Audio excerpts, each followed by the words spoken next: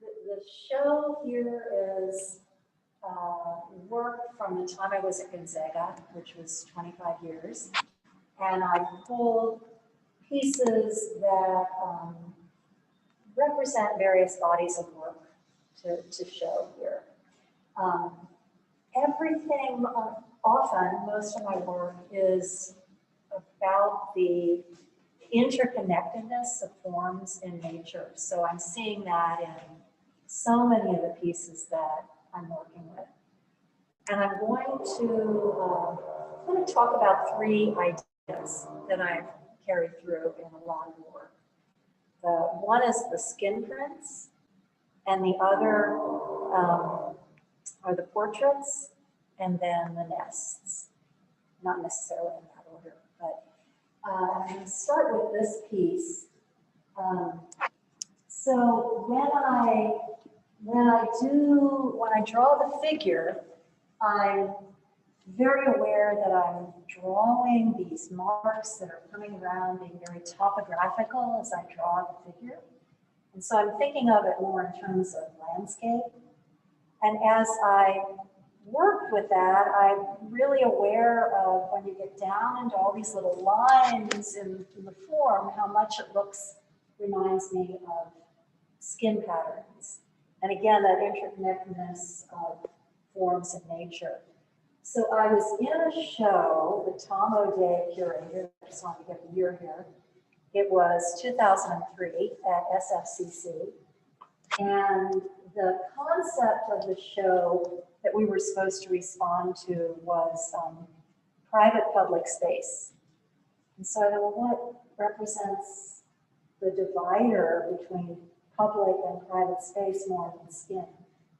And so this was the piece that I did for that. And so what I've got is these large 4x8 foot blocks of wood carved with skin patterns. So I took prints, ink on my hands and on my feet, and printed those, and then I would put them onto acetate and project them up on these big blocks of wood, redraw them, carve them.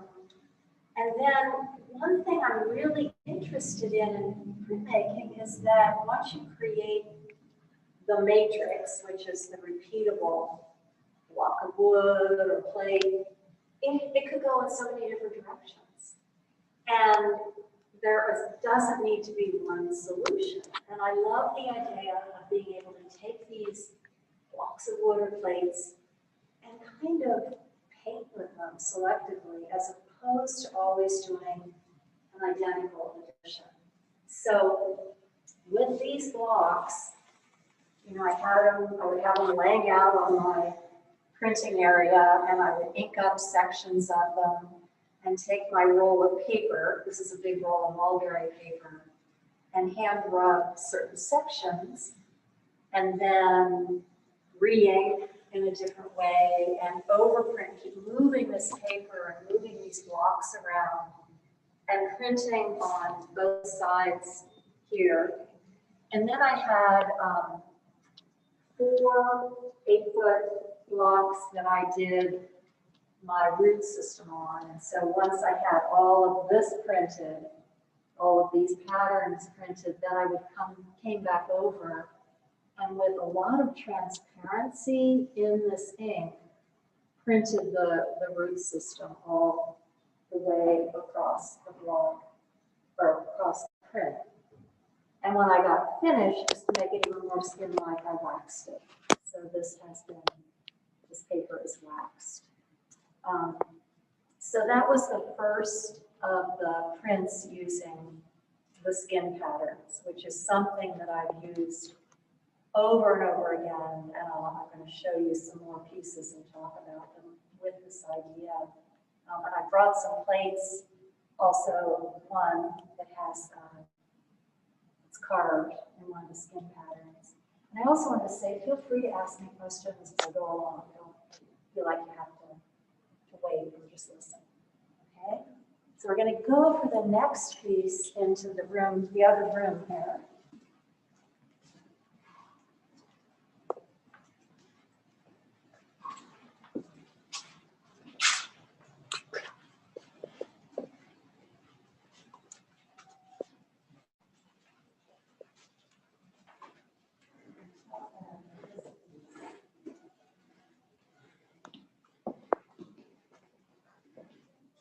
So this one is called Meditation on Skin.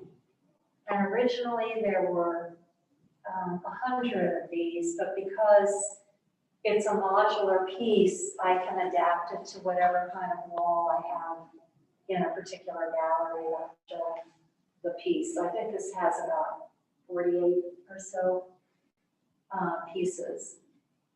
So this piece is really means a lot to me because I did it in 2005. My husband had had a stroke, and so with his care, his needs, I didn't have a lot of time to work, and I had a show coming up.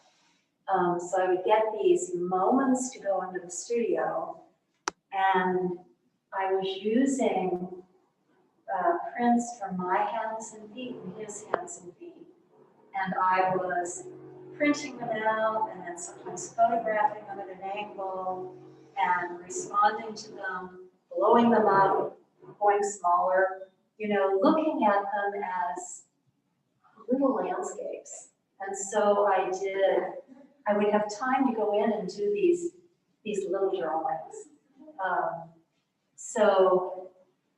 Hi, thank you. So these are drawn with powdered graphite and alcohol on mylar.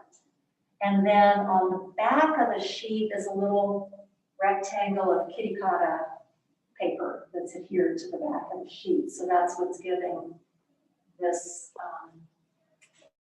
pattern, this edge, this coloration difference. So I love the variety that these can become and playing with that same form over and over again. And then you'll see there are many more that are using that concept.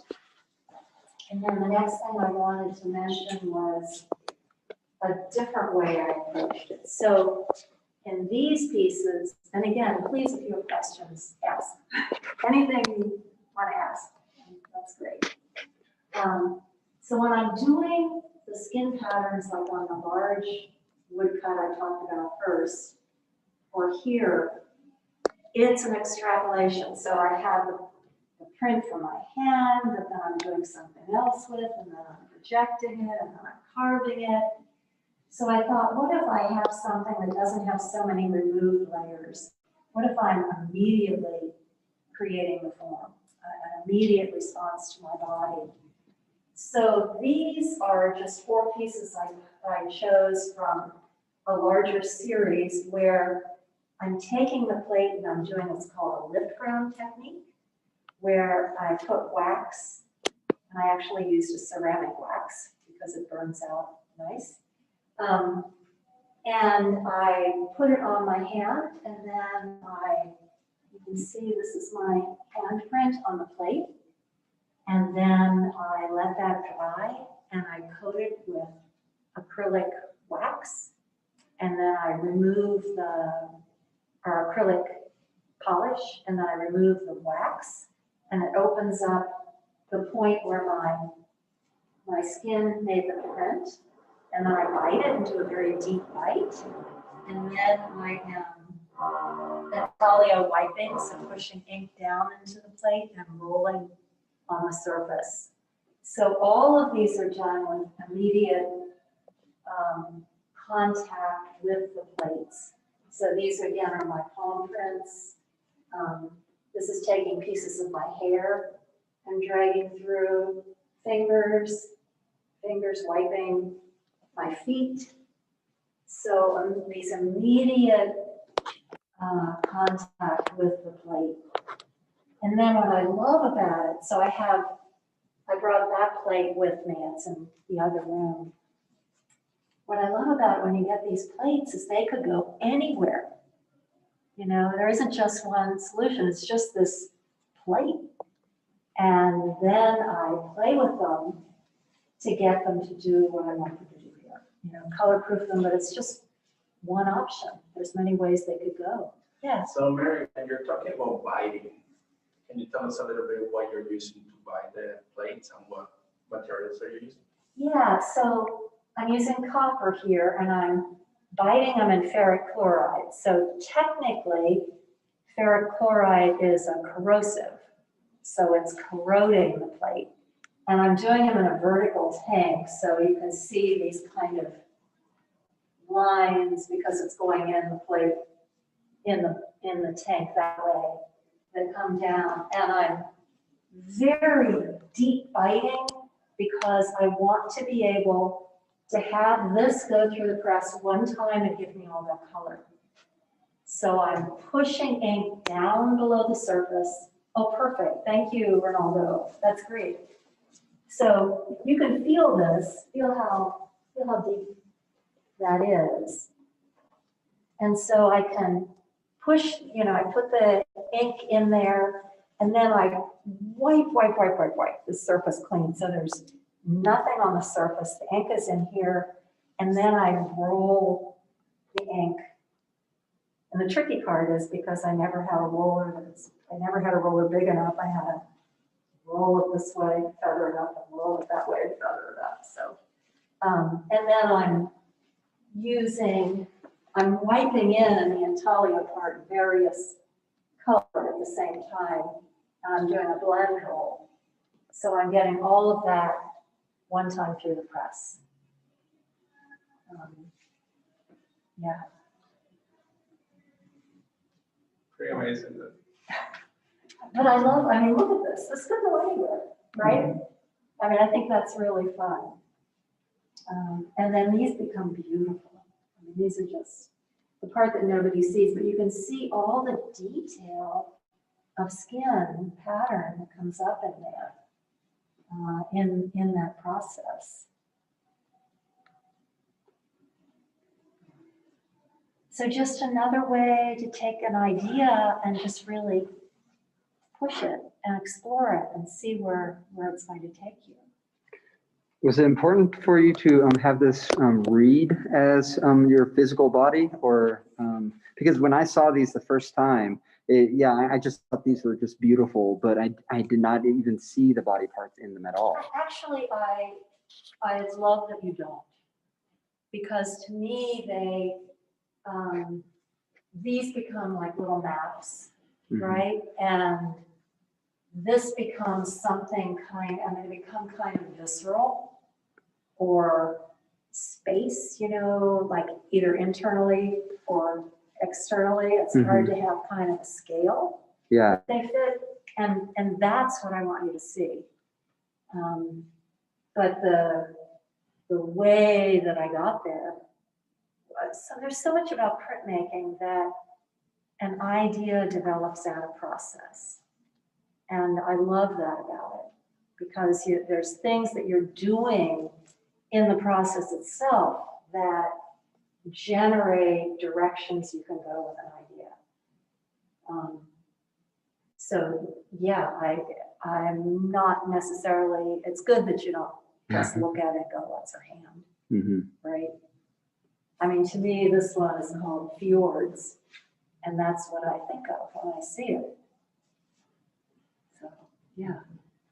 I'm kind of curious about, we see in the other room a lot of figurative work, right? You have this really strong drawing skill with you, which is amazing. But then in this one, you're working more into abstraction in a way. Can you tell us a little bit about that transition between using the body as something that you can observe and then represent, and then just using your physical body in order to make the mark? To be quite honest, I don't see them as different. I understand that when you look at them, they're different, but I'm not thinking of that in terms of how I'm approaching the work. I think of that more in how I think people might respond to the work. Do people respond to it more when it's something they recognize?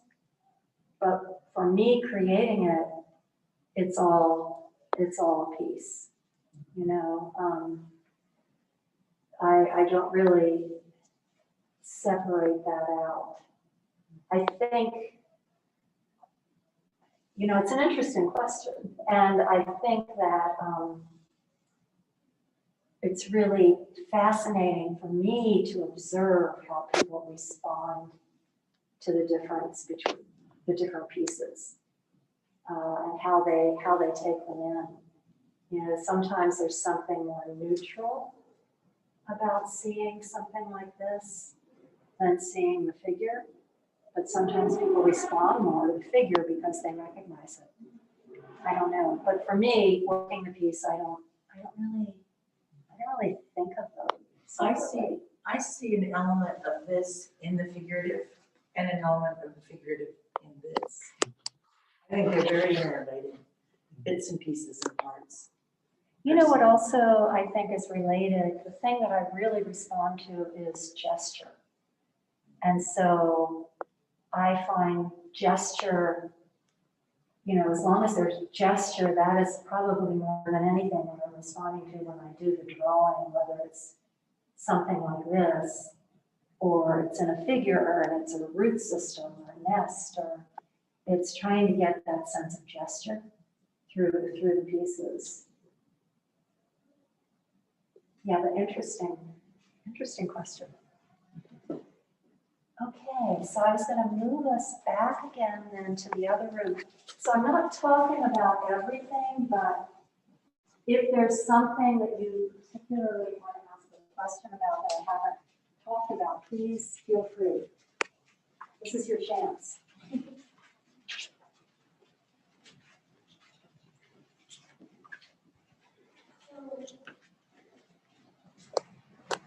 The next thing I wanted to talk about were the nests, because I do a lot of nest imagery, and so I'll tell you how I got there. I think it was either 94 or 95, I was in grad school and I was applying for teaching positions everywhere, and finally got hired. And to move here from Cincinnati to teach, I was leaving my daughter, who was in college but living with me. And that was really emotional. I mean, that's not supposed to happen. They're supposed to leave you. So it felt kind of wrong. But I was trying to do work that represented it, and everything I was doing was just, you know, too obvious, or it just wasn't getting to the emotion of what I wanted it to be. And she had found this little nest laying on the ground, and she brought it to me. She said, "Mary, I thought you'd love to work with this." And I did an image of it. It's actually the first mezzotint I ever did. So powerful. It's like this had everything in it that I wanted to say in that form. It was like the power of metaphor, you know, the power of this like talisman, this object. And it really made me realize what I wanted those forms to be. And so I continued to work with that form. When I work with them, and they have nothing to do with birds, you know, they're about family and home and, you know, all kinds of deep emotions and feelings. And different nests that I work with can kind of generate their own narrative. So for instance, this one is very cradle-like. This one was from a series I call the Migration series. So it's like a boat washed up on shore in moonlight. This one is Cauldron. This one is very spidery, you know, this one is dancing. So it's the nests themselves kind of give me the concept of where the narrative is. And when I'm doing all the sketches with the drawings before I, you know, the thumbnails before I'm starting out, that's what I'm exploring and figuring out where is this nest going to go. And then I'll talk about this one in particular, which is the one I have on the poster, and Ronaldo has the actual plate there from this piece. So this one was from a series that I called Meditation on Place. And so the idea was that I wanted to locate myself very immediately in the space that I was existing in. So I had, this nest in front of me that I was drawing here. I was using perspective lines for the concept of locating space.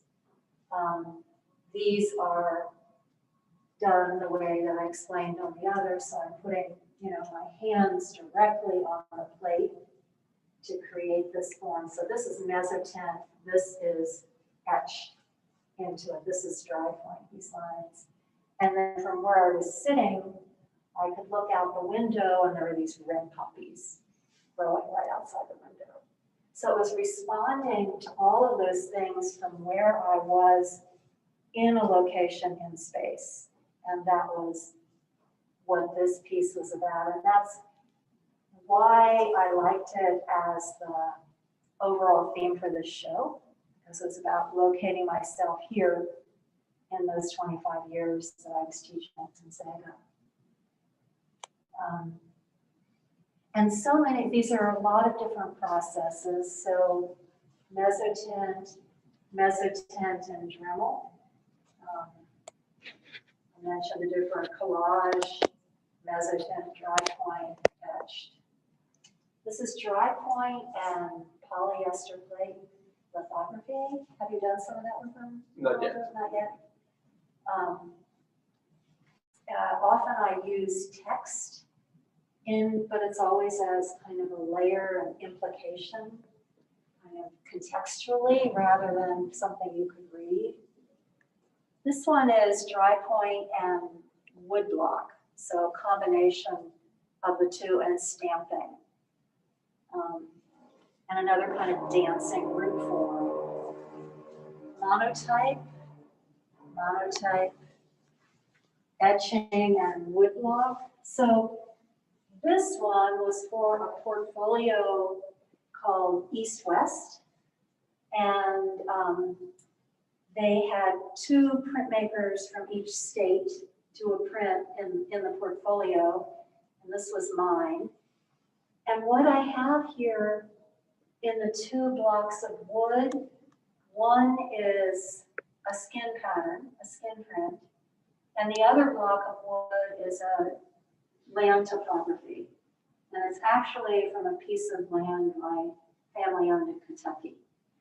And the way I've inked these 2 blocks is that one block is opaquely inked on one edge and transparent on the other, and the other block does the opposite, opaque on one side, transparent on the other.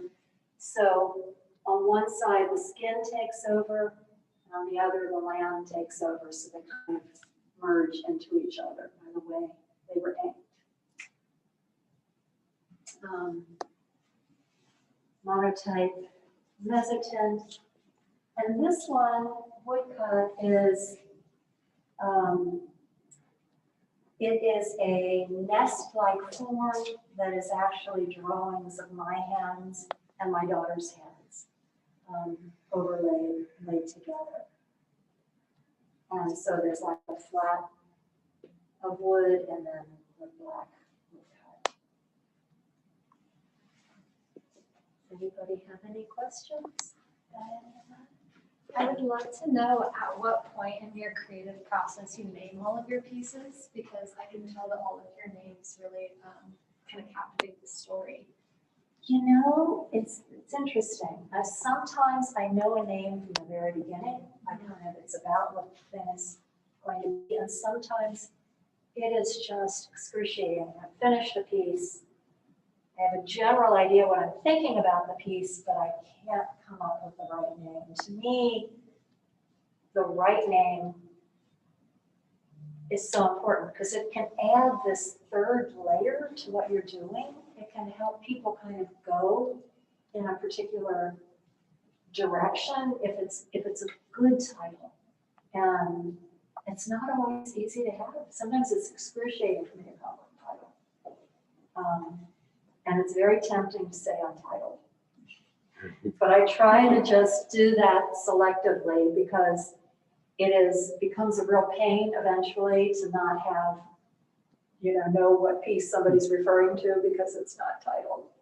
Or a gallery, having all these untitled pieces is not easy. But yeah, it's an interesting question. Sometimes I know ahead of time, and other times I just struggle to come up with a good title. Yeah. Mary, oh, sorry. No, please. I have a question. So in the creative process, because we can see that you're very prolific, right? You're often producing a lot of work.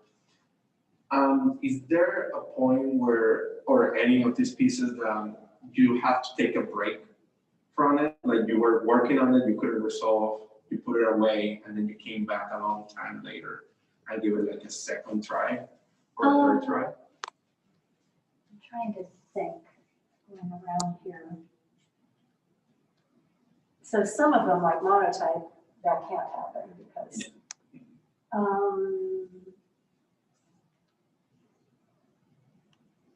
occasionally, usually, what's more likely is that I might put it up on my wall and in the studio and keep looking at it and try to get, if I'm really struggling, what I want to do is try to see how I can get objectivity. And that's sometimes I have to put it there and maybe start something else with it up. Start something else with it up there, but I usually don't put it away. However, there's a series that I presented for the trade show that were these etchings of figures that I always thought, maybe I had additioned them, I thought maybe they need more, and I pulled all those out and did new monotype layers to them, and now I feel like they're done, and that was interesting.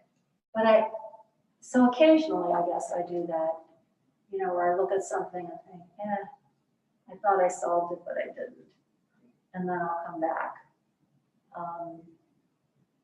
But usually if I do that, it isn't in an addition form, it's to make a unique piece, a new unique piece of it. Yeah. So then I have one more thing I wanted to address, that was the portraits.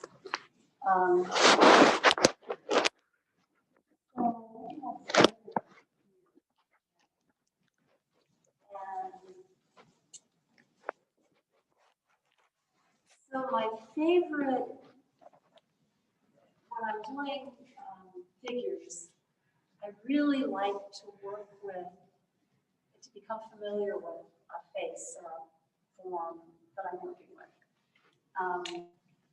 When I'm using a model, I like to get a model that I really respond to and use that model repeatedly until unfortunately they move away or whatever.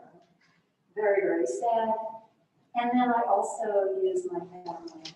So I've done images of my husband who has this wall on both sides and self-portraits, which I've done many. It's sort of a tradition of an artist because you're there, right? You observe yourself and you're free. And you can get something, you can present all these different sides of yourself because none of us is just one piece, right? We're all these different elements mixed together and personality aspects. And my husband, that is a face I know, that is a face I've touched, that is a face I'm very familiar with. And it's also a face that, it's also a model that I can say, hold still. I don't have to be so nice. I have to live a regular life. He will tell you that. So these, just to point out technically on these. So the ones on the other side are woodcut. These are two different things going on. So this sections of this are rocked like a traditional mezzotint, but then the face is drawn with the rocker. So I'm taking the rocker and drawing the forms with it, and then coming back in with little roulettes and dry point tools and drawing. So what I love about that, both the marks it makes and the way it challenges the drawing, and there's something unique I get because I'm forced to use these tools that I really enjoy. So in here, same thing. This is rocked like a traditional mezzotint. This is rocked differently, not fully, so that I can have a little bit of tone. And then the face is done again in that same way, where the rocker, and you can see the marks, very distinctly, where the tool is coming across and creating that face. And then this one, I'll talk about, and then I'm going to end by talking about those pieces. So this one is from a piece of a larger block, and I did a whole series where I was taking pieces from these blocks and calling them short stories. So this is a section, and then I've inked up selectively parts of other blocks and created a whole different variety of these, and then it is adhered, so I can print by hand, and then it's adhered to this other block. So it's a way to, again, get a whole lot of different variety from the same block. And then the last thing I'm going to talk about are these monotypes. And there's these two and the one on the other side. And I'm very happy to show them because they've rarely been shown. I consider them very personal, but then also the way I've approached these was unique from the way I approach my other monotypes. So often when I'm doing a monotype, I'm putting the ink down, I'm creating the, like an initial drawing, and then I'm adding layers on top of that. So in these, my goal was to not create the full drawing in any one layer. So I'm starting with some elements and then adding some, starting with some more, adding some, so that the form is developing through the process. So I found that to be really interesting in kind of the metaphor of the portrait too, and the emotion that I was getting to at the time I did these. These were 2012. And so there's also the figure on the back here.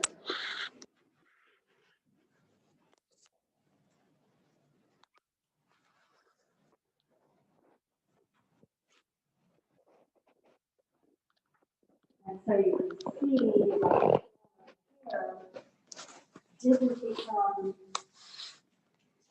wasn't there until I started, coming back in and adding some of these layers. So it's all developing in through the process as I'm doing it, which is a different way of approaching it that I found really interesting. In fact, I want to get back to doing some pieces that way again. I have to think differently to do it, so I have to get into the zone to think that way. But that's what I wanted to present. I just sort of picked these out as various ones to talk about. But you're welcome to ask questions about any of the others that you wanted to. Anything else I have here, process-wise or concept-wise? I still have a question. Can you tell us a little bit about the role of intuition in the way that you work? The role of intuition, because you're saying like, I mean, sometimes you don't know when a piece is fully done. Right. Like, how do you, in what moment in your career, you started like realizing that you can trust that intuition, and how is that working into work that Yeah. you're doing? I think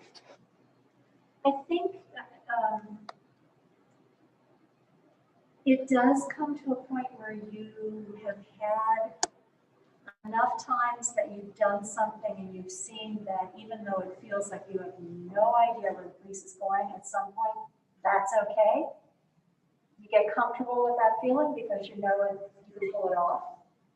And I think that the more that you do that, the more you have trust in yourself, that it doesn't matter if you take yourself some really weird place in the piece, at some point that you're going to resolve it.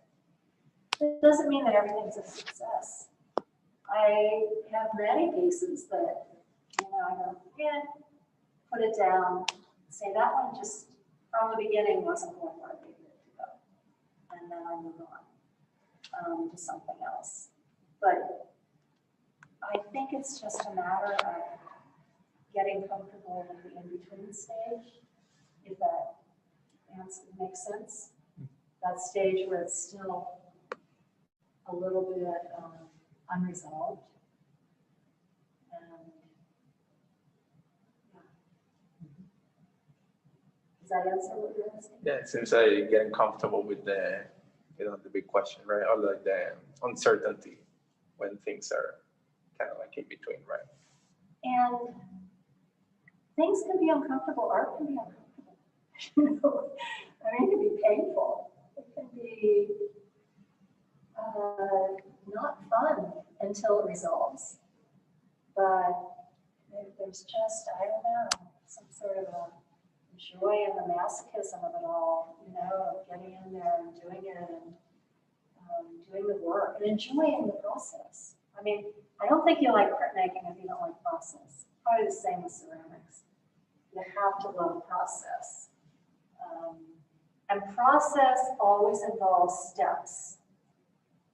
So you always there's stages that you're doing it, as opposed to say a drawing or a painting where you're immediately seeing what's happening, as you're doing it, it's right there. Printmaking, you have this opportunity to put something down and go, okay, that's what I got, now I'm gonna add this to it. Okay, now that's what I got. Now, what happens if I do this?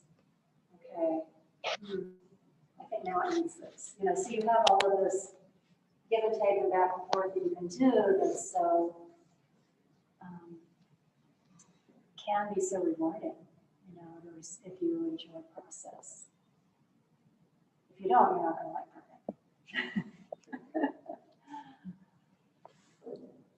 Yeah. Anybody else?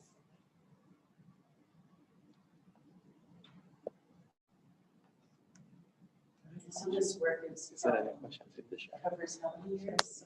The show? The show 25. And this is like a tiny pittance during that time.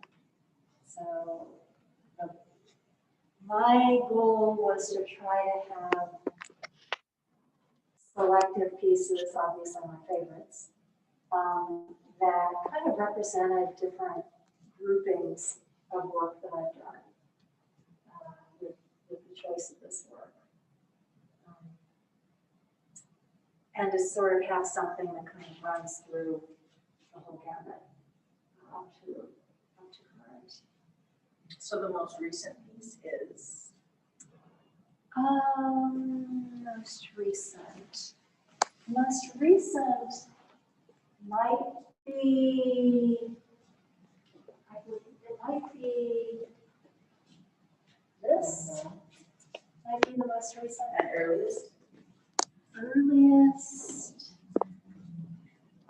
it could be either these from this series or the woodcuts of gem on the other side of the wall. So it could be either those, I believe. I have to look at the dates, you know, to be sure. I'm just curious, I always like to see a transition. What I see is more development, continuation and development and exploration of ideas through time. You know, which is interesting. Because I See more involvement in surface. More depth, more layers. yeah, and I also combining processes, I really enjoy that, seeing what something does best and then using it that way, which is wonderful in printmaking. So you have all these, you know, options for what you can do and how you can add layers of information. And then I have, you know, these blocks of over here. I think Ronaldo's brought some over as we were talking about. So this one is a block of wood for the print of Jim on the other side of the wall there. This, I don't know if it's necessarily with anything that's in this show, but it's typical of, I have so many blocks with these skin patterns on them. And this is just one of them. I think this is from a fingerprint. And it may very well be used in one of these little prints that I have. You know, using sections of it, or using the whole piece, it just depends. So I ink these up over and over and over again, use them over and over and over.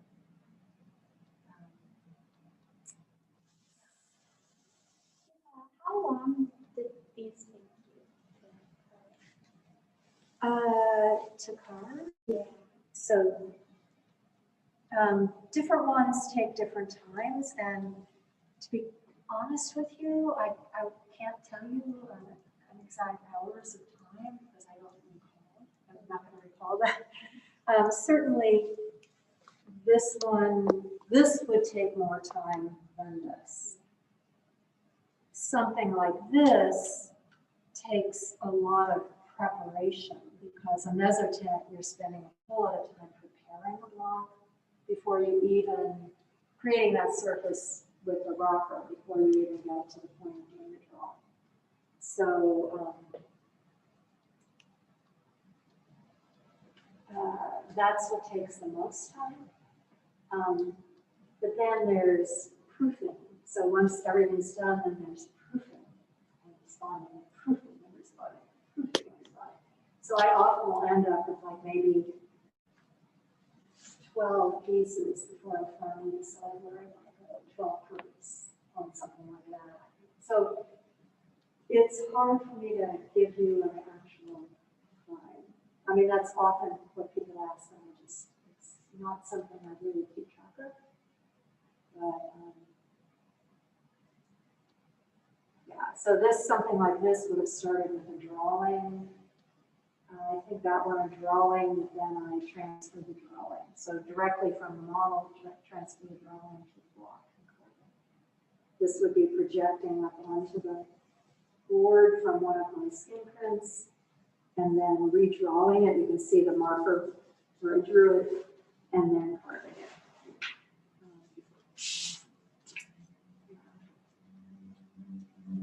It seems that you also prefer to do a lot of hand printing too, so you can be more selective. Yeah, I love hand printing wood blocks, unless it's like a huge block. That's just wonderful for a press. But you have so much more control of the quality of print when you can do it by hand. But you also then have to use a thin enough paper that you can print by hand too. So that's also something to take into account. But I think these were done, this was done to a press when I did this one. When I'm doing a lot of the little selective things I'm doing it by hand so I can move these little, the paper around on there. So that's all done by hand. And obviously the etchings, but I enjoy handwriting a little bit when I can. Yeah, just depends what I'm doing, the purposes or what the kind of paper I'm using. And then I will cut the paper and chingle it or collage it to my larger paper. So that way I can be moving it around and playing with it until I decide what I want it to do.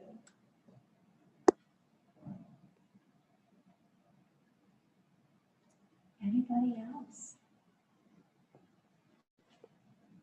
Anything, any questions? Awesome.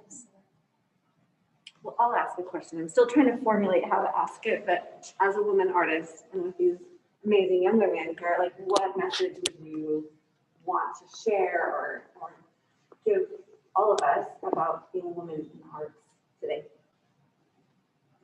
I know, I'm trying to still formulate it, so I realize it's kind of a really broad question. Yeah, just ask me a hard one.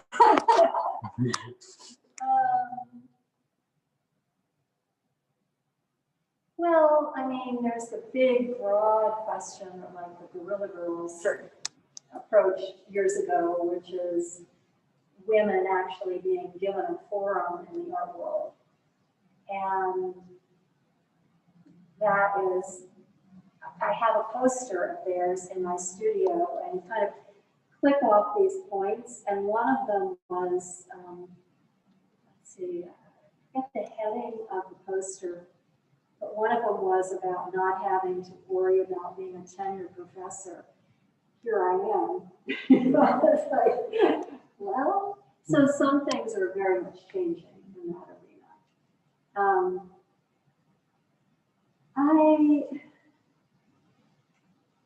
To give you, I think, a good answer to that, Shannon, I probably have to think about it. I know, that was a hard one.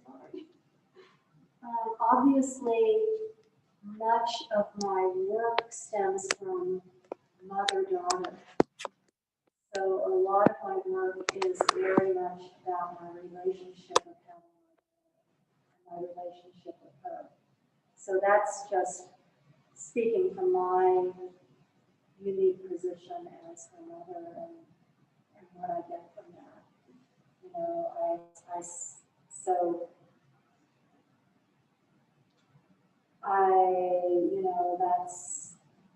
That's just speaking from my own very personal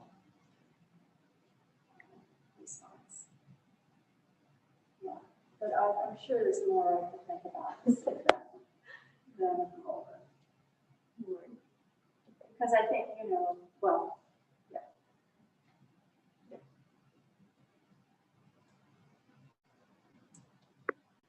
Anything else?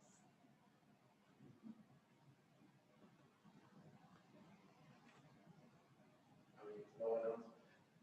So we see that, most of your work is definitely, two-dimensional, right? But then you have this installation and one of the best.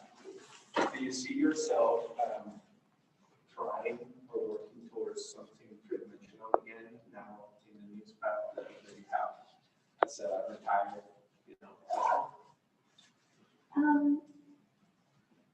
I would love to. I don't know what that would be. I think it would have to stem out of an idea taking me there rather than the form dictating it.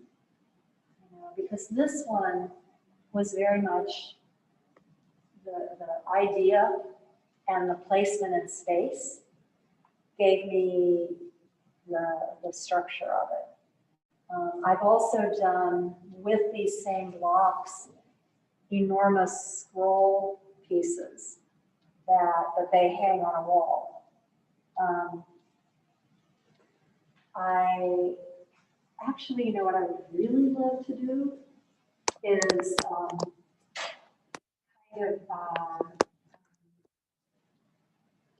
stop action animation with my drawings on monotypes. That is something I would really love to do. That's something I wanted to do for a very long time. So that I would really be interested in. Kind of like William Hendrich, that sort of thing. I would really, really want to do, and I think that would really fit the way I think about my work and develop my work. It's just, technology. I have to figure out how to do it. But that's where I'd like to go. And you were doing monotypes, you said? Well, it could be monotype, it could be drawing. Okay. It might be easier with drawing, but it would be, that's something I would really like to do. I've wanted to do that for years. Because you can take that gesture that you love so much and make it. Right. Right. Right. So I think about that. I think that would be amazing. That I really want to do.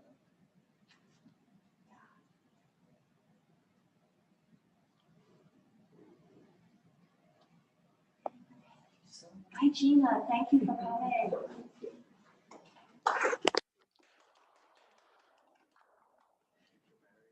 Thank you so much. Yes.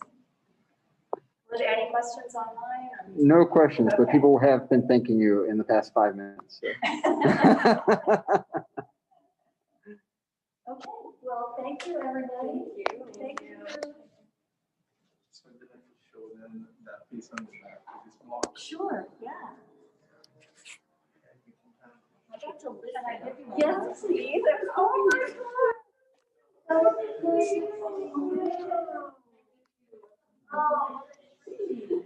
I have